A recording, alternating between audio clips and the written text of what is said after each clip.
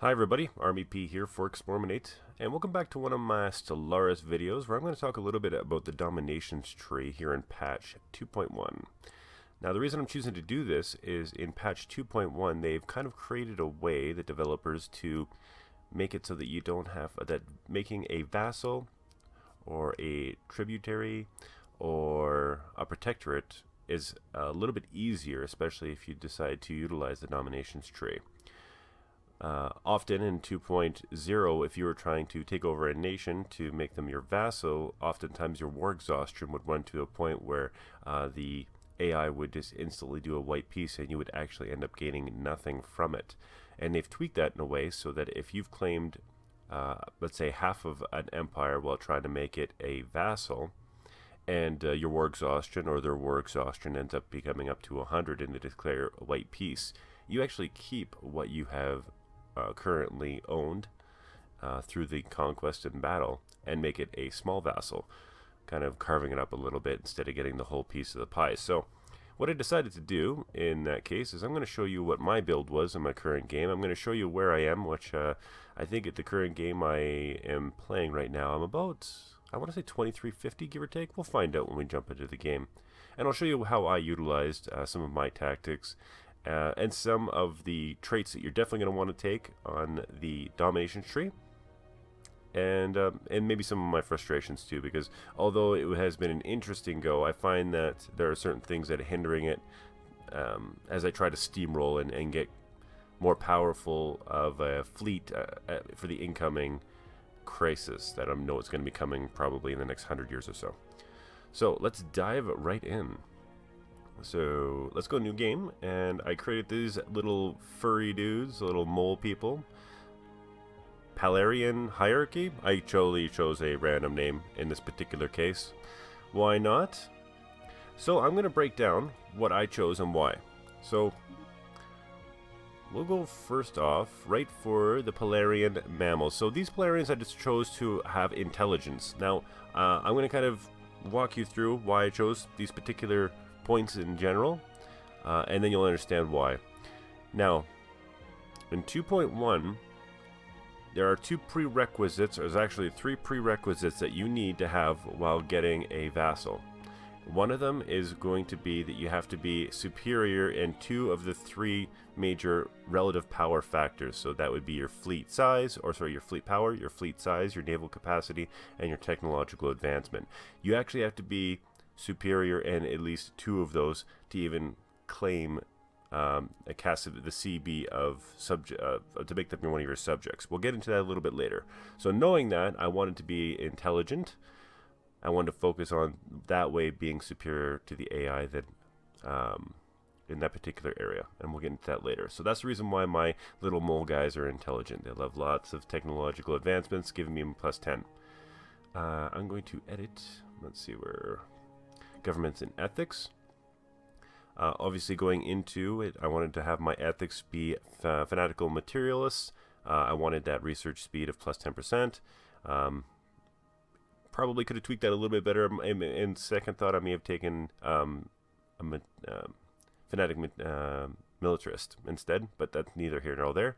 I didn't plan on being friends with anybody, so there's no point in picking anything from egalitarian, although that would have been nice for influence generation, but neither here nor there. Now, of course, because you're going to be forcing another nation to become your vassal, you're going to definitely want to take some type of materialist or militarist. Having a hard time. Either way, obviously the firing rate 10% and war exhaustion gain minus 10% is awesome. I chose Imperial because why not? I want to have a empire that's ruled for the entire life of the leader. I don't want to have to mess around with any type of democracy, but I do believe, yeah, so another reason why I chose this is because the civic, very powerful civic, if you're going to decide to enjoy playing with vassals, is a feudal society. So the effects of this is the effects of subject power on relations is reduced by 50%, and subjects are allowed to expand into unclaimed systems. Now, this is the reason this is powerful, is because a vassal will be disloyal compared to several factors. One's your fleet size, and your relative power in terms of your naval capacity, and I believe your technology. So what this does is saying that if they start to get larger than you, sometimes you'll want a really large vassal as an ally, and let's say in a particular case where you're off having a battle gain another vassal, and your original large one ends up becoming more powerful for navy capacity or navy strength because you're taking heavy losses in that war front on the other side, that can be enough for them to try to overthrow you. With feudal society, you're going to be in great shape because that effect is reduced by 50%. So it's pretty much a no-brainer if you're going to be playing this particular playstyle. I like technocracy because I like research alternatives. I find that sometimes, especially, this is Stellaris in general, we have a slight RNG type of tech tree. So by having an alternative research choice, oftentimes I find that I will get that ship type. Like I got destroyers and I got cruisers and battleships quite early in this particular game, so I like having that additional option. It's not a power play. If I was to probably do it again, I'd probably take something that has additional influence, just because influence is so important when you're trying to expand heavily and quickly, and you're also going to be using it to claim systems at a later date. So that's basically my setup when it comes to it. What I'm going to do is I'm going to slip into the game that I'm currently playing. We're going to look at the Dominations Trade, see how this all kind of plays together, what I chose and why, and some of the really powerful choices that you can make. And then I'll kind of just regale you with some of the tales that I've played or have in this particular game. And you'll kind of see how this one played out, what tactics I used, and what I would have done differently in the future.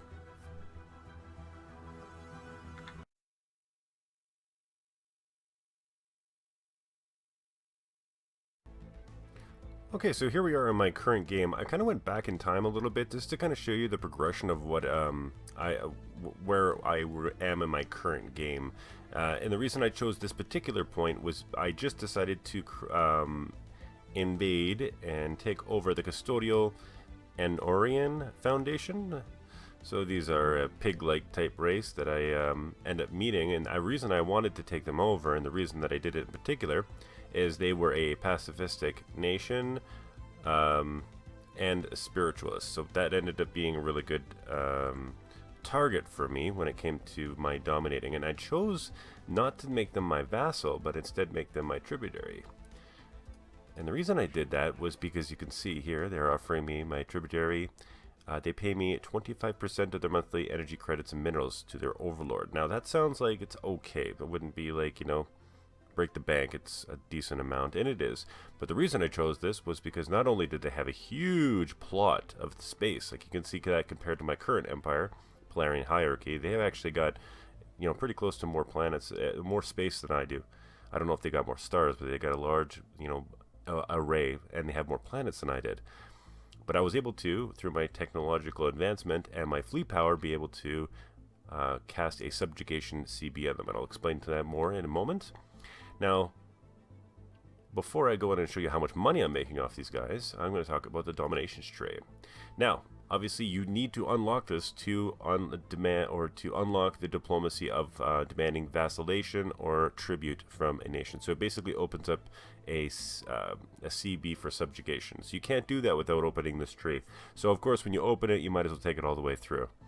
Now, in my current playthrough, I actually did it first, and I think that was a mistake. I think that I should have took either expansion or discovery first, because domination is great, but I find that early wars are very, very difficult to pull off unless you're, very, very lucky by having a pacifistic nation right beside you, very lucky by not having an aggressive neighbor as well, and that you could max rush, because you're probably not going to be able to take over a nation just with corvettes. I'm pretty sure you could if you want to min-max, but if you're playing on anything higher than Commodore, which I believe now is the baseline for normal difficulty, you're never going to be able to start an early war. So although you need the Dominations Tree, I'm not sure first pick is where you need to go when it comes to your traditions.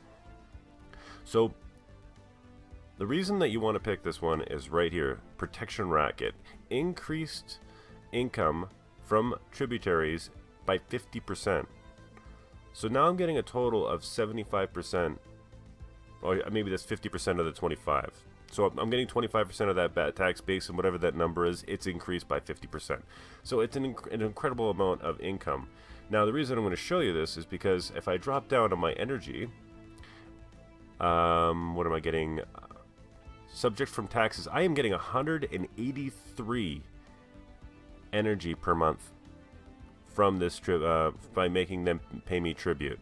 And for my minerals, I am getting, what have I got here? 139. I'm getting a tremendous amount of economic might by creating a tribute.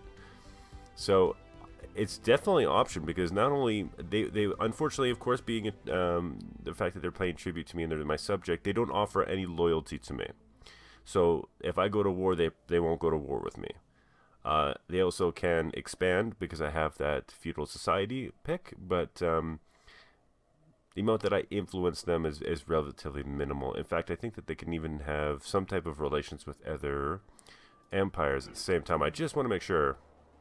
Yeah, so it looks like they're making a trade deal already. So they have some form of autonomy. But you can see here, if you ended up with a big cash cow like I did, delicious. Now, I'm going to quickly talk about my goal in this particular game, after I got in this custodial foundation, was to eventually take over the Granius Order. Now, the reason I wanted to do that, because I completed the Dominations Trade, and they give you lots of different cool bonuses, like Star Lords, opinions increased by 20%, trust cap is increased by 50 points, just making it easier, so once you take over vassals, they'll have a higher opinion of you, which make you more loyal, which means that they will have, they'll lower the chances that they're going to try to break free and join you in war. But this is the big one. Vassal accumulation. Damn. Anyway, our unity input or output is maxed up by 5% for each subject to a maximum of 30. So you want lots of subjects, right? And I mean, that's just great. And then, of course, the pops of your subjects will count in fleet levies. Your pops of your subjects will also count towards your naval capacity. Mint. So this is just an excellent domination, or domination is an excellent trait if you intend to have lots of subjects. So my intention, of course, was to take over the Granius Order and make them my vassal. Okay, well, sounds a good idea, right? Well, why not? We just see what the process would be. I open it up. I got myself a cactus face. He's hideous to look at. He makes me kind of ill. So I'd say, okay, I want to demand vassalation. That's what you want to do, right? You want to demand it for them. As soon as you demand it, if they choose to say no, which most times they will at this stage of the game, typically they won't do it unless you are overwhelmingly powerful compared to them. As soon as they say no, a special CB will open up for you, and they will say you are now viable to claim that they will become your vassal, essentially making it, declaring war to make them your subject. But the problem here is, you have to be bordering the prerequisites. You have to be boarding your potential vassal, and your relative power has to be greater than or equal to superior. Well, what does that mean? It means that taking over a vassal is not particularly that easy anymore. So, what is relative power? It's these three that I broke down to you earlier. You get your fleet power, your naval capacity, and your technological level. Now, fleet power obviously is inferior, but you can see here, if you look at the top side of my screen, I am 158 out of 144 for my fleet capacity. So I'm trying my best to make these bolstered so I can attack them, but I can't seem to reach naval capacity, which is equivalent or technological level. Now, if you're playing on anything higher, the higher difficulties where the AI gets ridiculous bonuses, including naval capacity, I don't know how this game, this type of game play is viable. Like, you would have to min-max crazy, because I'm playing on Commodore with a scaling, so the AI does get particular bonuses as the game scales through, but I found it difficult at times to just demand vassalation from an enemy empire without softening them up first. Well, what does that mean?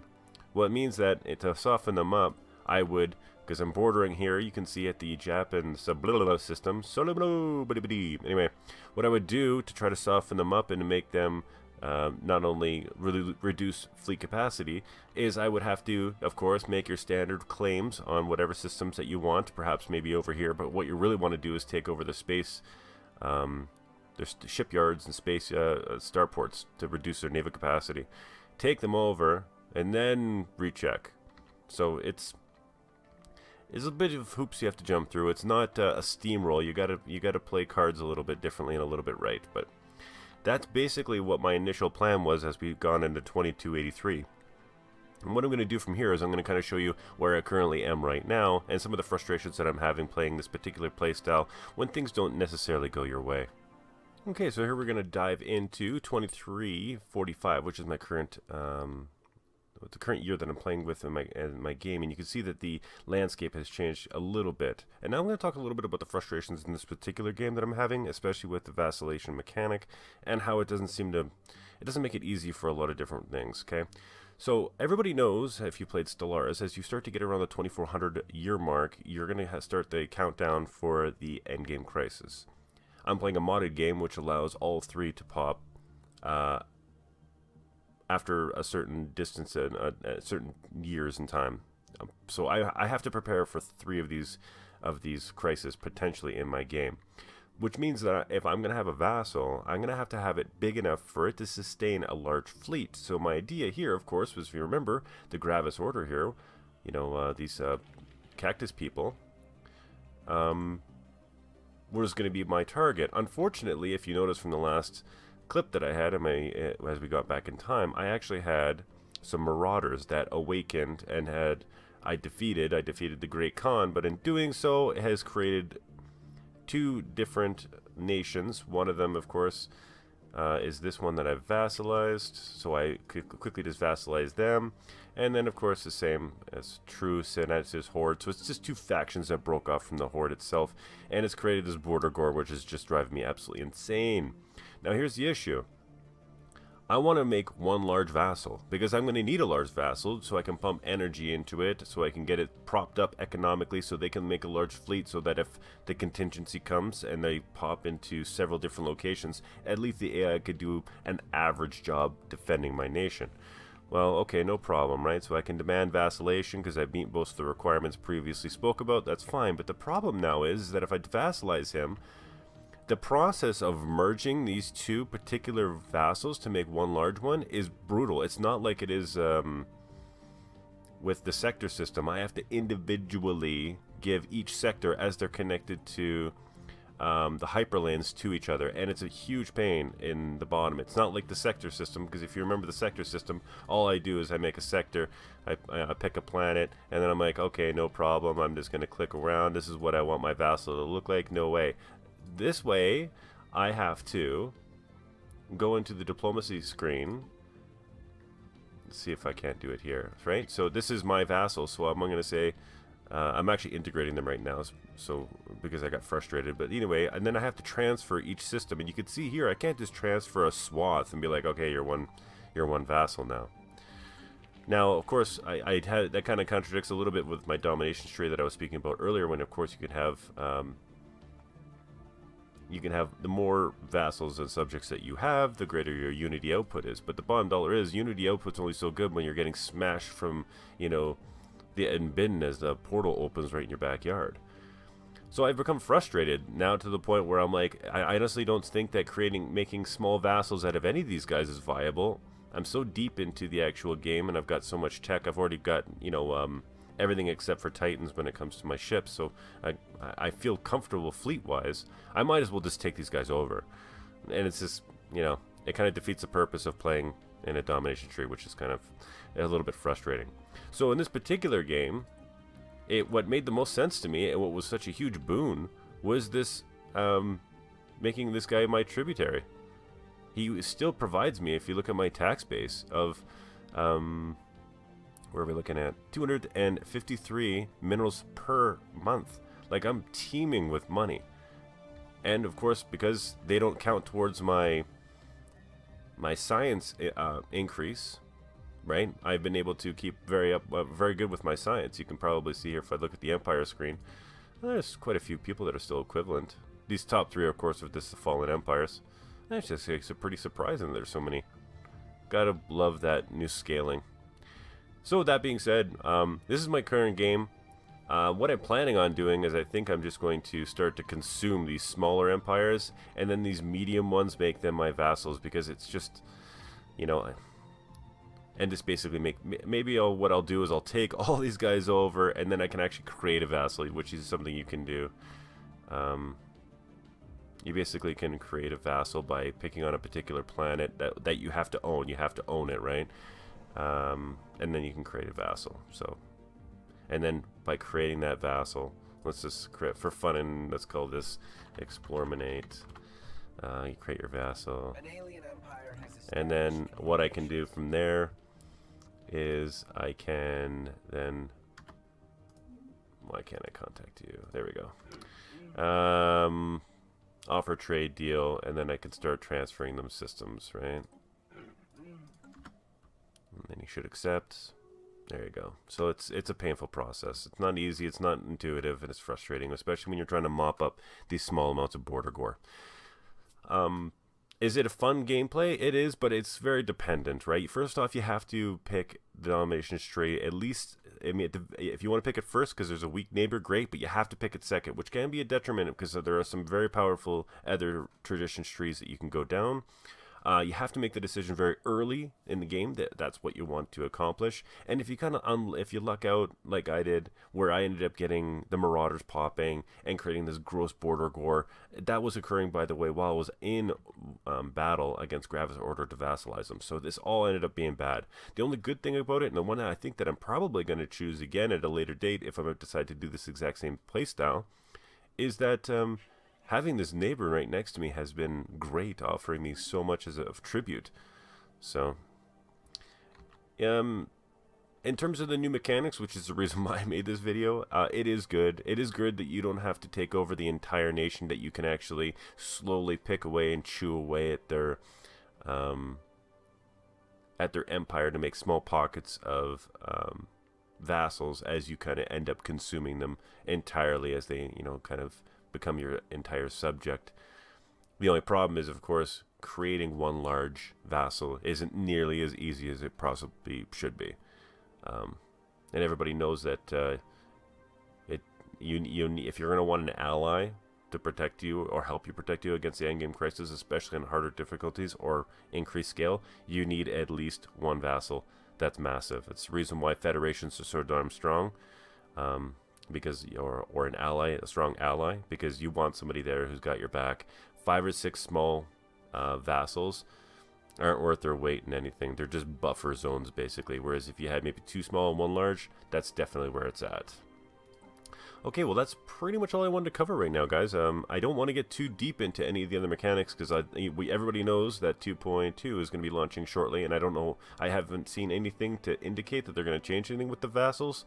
But there could be something that is going to tweak. I just wanted to talk about the changes to 2.1, what my playstyle was like, and if you are going to choose this path, I would honestly say choosing to make someone your tributary off the bat is way better than creating a small vassal off the bat. That's just my personal opinion. So what do you guys think? Pretty decent build. What would you guys change? Do you think that I made some mistakes about which particular traditions tree that I chose first? And if I chose Domination second due to the current circumstances that I do, what's something that you choose? Maybe expansion, prosperity, discovery? Those are all very viable first point choices. So let me know in the comments section below. Thank you very much for watching, and I'll see you next time.